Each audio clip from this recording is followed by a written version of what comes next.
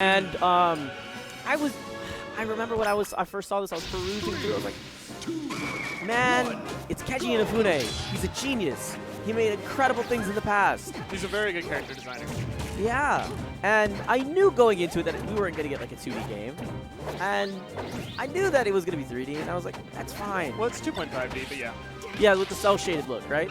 So it's like, actually, no, you're right, it's 2.5, because it's like, you're still in a 2D plane, but it's 3D models. Yeah. And then it has a slight shading to it that's kind of unique. Yeah, and there's some, like, things in the background that can sort of shoot you, but... Yeah. Yeah, what? I didn't know that. That's kind of odd. Okay. Well, all things considered, it's just like, yeah, all right, I'll bite. And then I looked at the mechanics. I was like, I mean, that's a little weird, but okay, I'll still believe it. I'll still bite. And then the day it comes out, and Twitter is just nothing but vitriol. I'm like, well, I'm concerned. To be fair, I will say it's easy to hate a game when everyone else already hates the game. Sure, that's true. But there are legitimate reasons why people hate the game.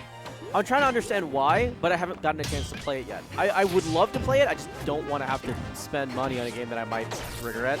All right. Do you like Mega Man? I grew up on like X4 and Legends, so yeah. I mean, I'm dope. I'm all right with it. All right. So you might enjoy it. The main problem people have a problem with is the marketing was pretty horrible. That's true. Like they had a commercial like. Oh, I saw it. Yeah, the biggest quote, cry like an anime fan on prom night. Oh. That was absolutely horrible. Basically, anything that has to do with English in the game is horrible. Turn everything to Japanese voice acting and don't pay attention to any sort of, like, commercials for the game, and it's all right. Okay. The modeling looks like it was from GameCube, but that's probably just because they had to port to 10 different systems. So they had to choose something low res, and Yeah. then it was easier to port to a couple of other things. Yeah, it doesn't look bad, but it looks like it's from the GameCube. And there are a few things that look iffy. Never, as of now, play the Steam version. Wii U has like 25 seconds of loading every single time you die, or something stupid. Bad porting. Like, I'm pretty sure they'll patch it out soon, but as of now, play Steam version, and it's the most stable. Oh wow. Ooh, good legendary. It's just that, you know, it's one of the most successful Kickstarters that's ever existed, right? And it was I remember the day that it actually came out. I used to work a 5 a.m. to 1 p.m. or 2 p.m. shift. And I remember going to work, and I saw it maybe an hour into my shift, and it was already, it came out at midnight, and it was 6 hours into it, right? And it was already like at $500,000. I was like, oh yeah, it was big. That's insane. And then by the end of the day, it had met the goal, and it was about to, it had met the goal, and it was starting to exceed it. And I'm just losing my mind. I was like, this was in one day. It was very successful. And now it kind of falls apart. I don't know, dude. It's like, you can look at other games that aren't nearly as successful, like Shovel Knight. Yeah. Where they have an awesome game. It's a great love letter to like old school 2D platformers. And even then, they're still expanding on it. Yeah. Like, what money are you guys getting from it? Shut up. Ooh, You just... That was nice. That was pretty nasty. But one thing about Night Number 9, it had such high expectations because it was Inafune making another, like, quote-unquote better Mega Man game. Sure. It had no restriction. It was like the Half-Life 3 of Mega Man. Yeah, basically, in terms of expectations. So you're already got to fail on that point, just because people's expectations are so high that they can't possibly be met.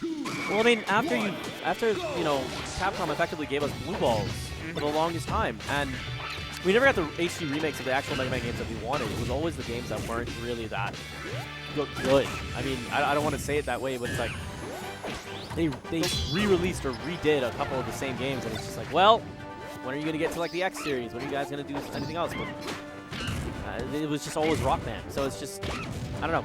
I feel like there's a lot of marketing decisions that Capcom made that really exacerbated the situation to begin with because they wouldn't give us exactly what we wanted. Yeah. So it's, I don't know, it's just disappointing in the era where, you know, we can truly crowdfund any great idea or great people that we can still get really lackluster results regardless of the amount of talent that's there. So I don't know what went wrong, or rather, like, it certainly wasn't lack of resources. No. Mostly, people got mad at something during development. I think someone got hired due to them being family and it pissed people off. That was already starting to hate. The fact that you had to port to 10 different consoles messed with everything, because that's expensive. Yeah, porting is expensive. Let's see. The actual game itself, like, I enjoyed the characters. There's like 2 of them that are annoying, but whatever. That's just who they are. The characters are really cool. There's like 2 that can insta-give you for no reason, like if you're not aware of it. Like it's just literally you're at full health and you just, the guy made of fire grabs you and gives you a hug and you're just suddenly dead for like no reason. That can be annoying. There's a few levels where if you don't look before you leave, you'll just sort of die. Like just bottomless pit style. I'll take a look. I'll see what's there. Check out Azure Striker Gunvolt if you haven't yet. Yeah. It's a game that Inafune helped. I think he was producer. I think he helped out with the development. It isn't his baby, but it's he was working on prior to Mighty Number 9. So you see a lot of the influences there. Good start. That was pretty dumb. But I also know there's another sort of Mega Man-esque game in the development right now called 20XX, which in my eyes will always mean like freaking Fox Tech Skill or whatever. But it's named 20XX. It's another Mega Man sort of clone. But people are starting to look for that, maybe hoping that will be good. Let's see. Yeah, most of my number 9 is it's an okay game, and I actually think it'll be a really cool game for people to see speedrun. But like the story's sort of bland. The gameplay can be frustrating in your first time, and the boss battles can be really frustrating. Dude, Shokio is living obscenely long here. Ooh, good up air catch. Double spot dodge. Oh, nice. Gonna take him across the side. Luck's in a pickle. Yeah, he's just gonna keep up airing. That's it. Yeah, catches Luck trying to pull the banana out and just punishes. Man, that's kind of the expected result. Yeah. It's been Shok doing really good. Well, just week to week. Yeah, we see Shok pull out all these like